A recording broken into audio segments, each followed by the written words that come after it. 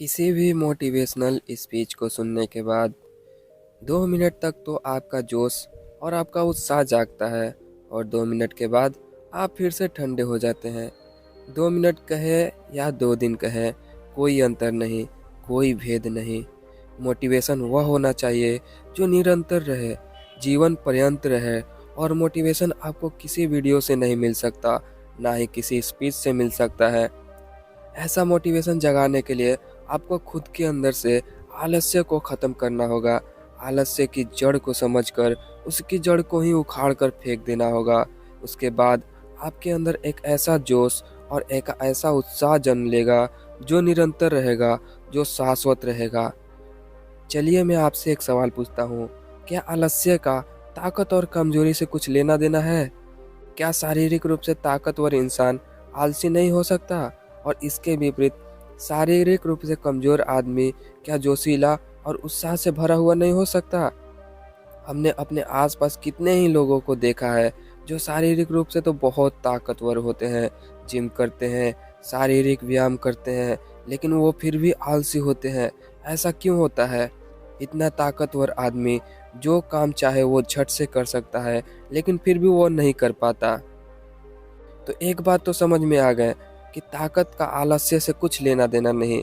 जोश और उत्साह तो कहीं और से जन्म लेता है। और एक बार आप उस केंद्र को समझ जाते हैं कि जोश कहाँ से पैदा होता है, तो जीवन भर आपको आलस्य कभी छू नहीं पाएगा और आपको कोई दूसरी मोटिवेशनल स्पीच सुनने की भी कोई ज़रूरत नहीं पड़ेगी। आज की जो बहुत कहानी मैं आपको सुनाने वाला हूँ, उनमें से आपको एक ऐसा रहस्य पता चलेगा जिसमें कि आप अपने आलस्य को त्याग कर हर पल मोटिवेटेड रहकर अपने लक्ष्य को प्राप्त कर सकते हैं। इससे पहले कि आप इस कहानी में कहीं खो न जाएं, इस चैनल को सब्सक्राइब जरूर कर लें। तो चलिए कहानी को शुरू करते हैं। बहुत समय पहले की बात है, जब हिंदुस्तान पर अंग्रेजों का राज हुआ करता था। उस समय ज़्यादातर लोग खेती बाड़ी करके ही अपना जीवन बिताया करते थे। उसी समय टनकपुरा नाम के गांव में सुनील अपने पिता के साथ रहता था। सुनील अभी शादीशुदा नहीं हुआ था और अपने पिता के साथ खेती बाड़ी में अक्सर उसका हाथ बटाया करता था। उसके पिता बूढ़ा हो चले थे, लेकिन खेतों का काम करना अब भी उन्होंने नहीं छोड़ा था। दूसरी तरफ सुनील शारीरिक रूप से काफ़ी मजबूत था। जिस काम को करने के लिए चार चार लोग की जरूरत होती थी, वहाँ पर सुनील उस काम को अकेला ही कर देता था। उसमें एक अद्भुत ताकत थी। उसकी माँ घर पर गाय और भैंस पाला करती थी, जिसका दूध पी पी कर सुनील बहुत ही ताकतवर हो चुका था। और इसी वजह से गांव में कोई भी सुनील और उसके परिवार के साथ पंगा या झगड़ा नहीं करता था। उस समय हिंदुस्तान पर अंग्रेजों का राज हुआ करता था और जो खेती बाड़ी से अनाज पैदा होता था, उसका बहुत सा हिस्सा लगान के रूप में अंग्रेज उनकी गांव में आकर ले जाया करते थे। इसलिए गांव वालों को अपने खाने पीने की चीज़ें उगाने के लिए खेत में बहुत ज़्यादा मेहनत करनी पड़ती थी, क्योंकि बहुत सारा अनाज लगान के रूप में दे देने के बाद उनके पास खाने के लिए बहुत कम अनाज बचता था। इसलिए ज़्यादा मेहनत करके वह अपने लिए पूरे साल का अनाज पैदा करने की कोशिश करते थे। हालांकि सुनील के पिता बूढ़ा हो चुके थे, लेकिन वो खेती के काम में बड़ा ही अनुभवी आदमी थे। कौन सी फसल कब बोनी है, उसमें कितना पानी देना है और कितनी मेहनत उस फसल को चाहिए, यह सब सुनील के पिता को भली भांति पता था।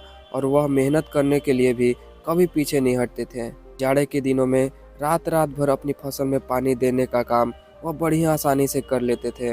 लेकिन अब धीरे धीरे उनकी उम्र भी बढ़ चली थी और उनकी देखने की क्षमता भी कम हो गई थी। इसलिए रात में फसल में पानी देना बड़ा ही जोखिम भरा होता था, क्योंकि फसल में बहुत सारे जंगली जानवर रहा करते थे, जिसमें सुनील के पिता का जान का भी खतरा हुआ करता था। जैसे कि बहुत बार उस फसल में सांप भी देखा गया था। इसलिए सुनील की माँ बहुत चिंतित रहती थी और वो अक्सर कहा करती थी कि बेटा, तुम्हारे पिता अब बूढ़े हो चले हैं, अब सारा कामकाज, सारी फसल की जिम्मेदारी तुम्हें ही अपने सर पर लेनी चाहिए। जरा सोचो कि घर में जवान बेटे के होते हुए बूढ़ा पिता खेतों में काम करता हुआ घूमे, यह बात अच्छी लगती है? अरे तुम में इतनी ताकत है, तुम इतने मजबूत और ताकतवर हो, खेतों का काम क्यों नहीं करते? लेकिन सुनील पर उनकी बातों का कोई असर नहीं होता था। वो दिन भर अपने दोस्तों के साथ गप्पे लड़ाता रहता, तरह तरह का खेल खेलता रहता, लेकिन अपने पिता की मदद करने के लिए कभी आगे कदम नहीं बढ़ा पाता था। एक दिन जब सुनील के पिता फसल में पानी दे रहे थे, तो आश्चर्यचकित रूप से एक सांप उनके पैरों पर काट कर चला जाता है। उसके आसपास मदद के लिए कोई भी मौजूद नहीं था। वो जल्दी जल्दी में कदम बढ़ाते हुए अपने घर पहुंचते हैं। रात का समय था और अस्पताल भी आसपास कहीं पर नहीं था। सबसे नज़दीकी अस्पताल वहां के नगर में था, जो कि गांव से बहुत दूरी पर था। इसलिए जब आनन फानन में सुनील अपने पिता को नगर में लेकर जाता है तो रास्ते में ही उनकी मृत्यु हो जाती है। सुनील अपने पिता के मृत शरीर को लेकर अपने घर पर वापस लौट आता है। उसके घर में सन्नाटा छा गया था। घर में अब कोई भी बचा नहीं था जो कि घर की जिम्मेदारी अपने कंधे पर ले सके। घर में सिर्फ सुनील और उनकी माँ बचे थे।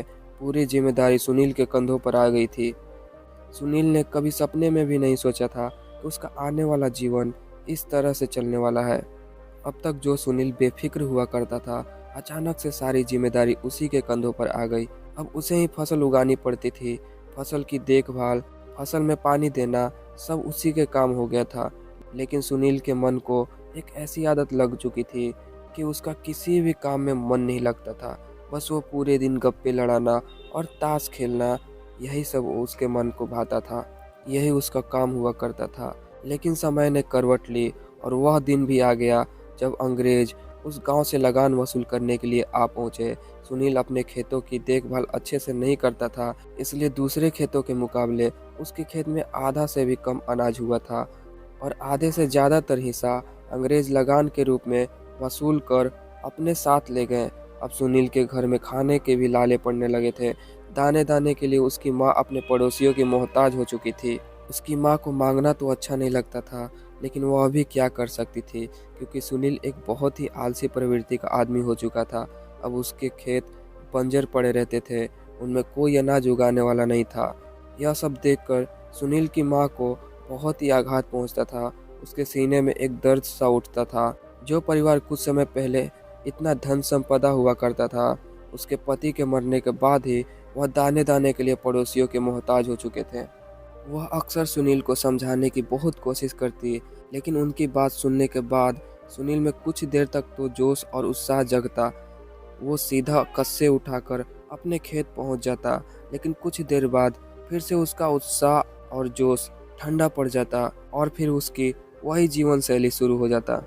एक दिन जब सुनील की माँ सुनील को जली कटी सुना रही थी, तो सुनील ने गुस्से में आकर अपनी माँ से कहा कि मैं भी चाहता हूँ दूसरों की तरह अनाज उगाना, लेकिन मैं क्या करूँ, मेरा मन अपने वश में ही नहीं है। मैं रोज रात को यह सोचकर तो सोता हूँ कि सुबह उठकर अपने खेतों में काम करूँगा, अनाज उगाऊंगा, लेकिन सुबह उठते ही पता नहीं मुझे ऐसा क्या हो जाता है कि बिस्तर से उठने का भी मन नहीं करता। मैं खुद अपने आप से बहुत परेशान हो चुका हूँ। मैं खुद इन चीज़ों से छुटकारा चाहता हूँ। मैं क्या करूँ, मुझे कुछ समझ नहीं आता। ये सारी बातें सुनील के पड़ोसी भी सुन रहा था। सुनील का यह कथन सुनने के बाद उसके पड़ोसी ने कहा कि बेटा, तुम्हारे जैसे ही हालत मेरे बेटे के भी थी, लेकिन किसी ने मुझे बताया कि पड़ोस के गांव में एक बौद्ध भिक्षुक आया हुआ है। जब मैंने अपने बेटे को उससे मिलाया तो पता नहीं उसने ऐसा क्या बताया कि मेरा बेटा आकस्मिक रूप से एकदम बदल गया। आज वो बहुत मेहनत करता है, सुबह उठते ही बिना बोले खेतों में काम करने के लिए पहुंच जाता है। मैं खुद उसका यह बदलाव देखकर आश्चर्यचकित हूँ। आखिर उस बौद्ध भिक्षुक ने उसे ऐसा क्या बताया था? तुम भी एक बार जाकर उस बौद्ध भिक्षुक से जरूर मिलो। कुछ पैसे तो लेता नहीं, अगर तुम्हारा फायदा भी नहीं हुआ तो तुम्हें कुछ नुकसान भी नहीं होगा। यह सुनकर सुनील की माँ सुनील से कहा कि बेटा, तुम भी एक बार जाकर उस बौद्ध भिक्षुक से मिल लो। उसके बाद भी अगर तुम्हारे अंदर कोई बदलाव नहीं होगा तो मैं सह लूँगी। अपने स्तर पर तुम अपने आप को बदलने की कोशिश तो करो। तुम में इतनी क्षमता है, इतने ताकतवर हो, फिर भी तुम कोई काम नहीं करते हो। एक बार उस बौद्ध भिक्षुक से जरूर मिलो। मुझे पूरा यकीन है कि कुछ ना कुछ तो सहायता जरूर मिलेगी। यह सुनकर सुनील अगले ही दिन उस बौद्ध भिक्षुक के पास पहुंच जाता है और उन्हें अपनी सारी समस्या बता देता है। उसकी समस्या सुनने के बाद बौद्ध भिक्षुक कहना शुरू करते हैं। बौद्ध भिक्षुक उससे बताते हैं कि तुम रात में तो यह सोचते हो कि तुम्हें सुबह खेतों में काम करना है, लेकिन सुबह तुम बिस्तर से उठ ही नहीं पाते हो। ऐसा क्यों होता है? यह सुनकर सुनील कहता है कि महात्मन, वही तो मैं आपसे जानने के लिए आया हूँ। उसके बाद वह बौद्ध भिक्षु कहता है कि तुम अपने आप को बदलना तो चाहते हो, जाहिर है, लेकिन तुम अपने आप को 2 ही मिनट में बदलना चाहते हो। 2 मिनट तक तो तुम्हारे अंदर जोश और उत्साह जागता है और फिर ठंडा हो जाता है। इसलिए तुम रात में सोच कर तो सोते हो, लेकिन सुबह वह काम कर ही नहीं पाते हो, क्योंकि 2 मिनट का जोश और उत्साह तुम्हें केवल दुख ही देगा, क्योंकि तुम वह काम पूरा ही नहीं कर पाओगे। और पूरा नहीं करोगे तो तुम सोचोगे कि मेरा जोश और मेरा उत्साह किसी काम का नहीं। इसलिए कभी भी किसी बात पर अकस्मात रूप से जोशीला मत हो जाओ और अपने मन को शांत रखो और शांत प्रवृत्ति के साथ एक निरंतर जोश और उत्साह पैदा करने की कोशिश करो। मैं इसके लिए तुम्हें 5 रास्ते बताता हूँ, जिसके द्वारा तुम जीवन भर जोश और उत्साह के साथ भरे हुए रह सकते हो और किसी भी काम को करने में तुम्हें कोई परेशानी नहीं आएगी। सबसे पहला सिद्धांत, अपने लक्ष्य की तरफ हर दिन एक कदम बढ़ाने का फैसला करो। तुम्हें पूरा काम एक ही दिन में खत्म नहीं करना है। यही सोचकर तो हम कभी भी अपने काम को पूरा नहीं कर पाते। तुम खुद ही सोचो, क्या तुम एक ही दिन में अपने खेतों में फसल उगा सकते हो? कभी नहीं। फसल उगाने का काम धीरे धीरे होता है, इसलिए तुम रोज अपने फसल उगाने की तरफ एक कदम बढ़ाना शुरू करो। जैसे कि फसल उगाने की बारी आई तो सबसे पहले एक दिन जाकर तुम अपने खेतों को तैयार कर दो।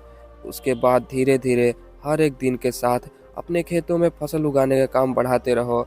उससे तुम्हारा जोश और उत्साह कम होने के बजाय निरंतर बढ़ता रहेगा, क्योंकि जैसे जैसे तुम हर दिन अपनी मंजिल की तरफ एक कदम बढ़ाओगे तो तुम पाओगे कि तुम्हारी मंजिल करीब पहुंच रही है और मंजिल तुम्हारी तरफ आ रही है। इसलिए जैसे जैसे तुम मंजिल के पास जाओगे वैसे वैसे तुम्हारा जोश और उत्साह बढ़ता चला जाएगा। जब कोई आदमी किसी पहाड़ पर चढ़ना शुरू करता है तो शुरुआत में ही उसे पहाड़ बहुत ऊंचा दिखाई देता है। शायद एक आदमी उस पहाड़ की ऊंचाई को देखकर उसे चढ़ने का फैसला ही ना करे, लेकिन जब कोई आदमी उस पहाड़ पर चढ़ना शुरू कर देता है और धीरे धीरे उसकी चोटी तक पहुंचने लगता है, तब उसके कदम खुद ब खुद जल्दी जल्दी उठने लगते हैं, क्योंकि वह अपनी मंजिल की ओर पहुंच चुका होता है। इसलिए पहला सिद्धांत, रोज अपनी मंजिल की तरफ एक कदम बढ़ाओ, ना ज़्यादा ना कम। दूसरा सिद्धांत जो आलस्य को दूर कर देता है वह यह है कि हम तरह तरह के खाना पीना खाते हैं, धूम्रपान करते हैं, नशीले पदार्थों का सेवन करते हैं, जिससे हमारे शरीर में नशीले कण उत्पन्न होने लगते हैं, जिससे हमारा शरीर आलस्य को पकड़ने लगता है। इसलिए उन नशीले कणों का खात्मा बहुत ज़रूरी हो जाता है। इसलिए अगर तुम उन सभी नशीले कणों को ख़त्म करना चाहते हो तो मैं तुम्हें एक विधि बताता हूँ। रोज़ सुबह जागने के बाद तुम्हें तिल के तेल लेना है और उसे अपने मुंह में भरकर उसका कूला करना है।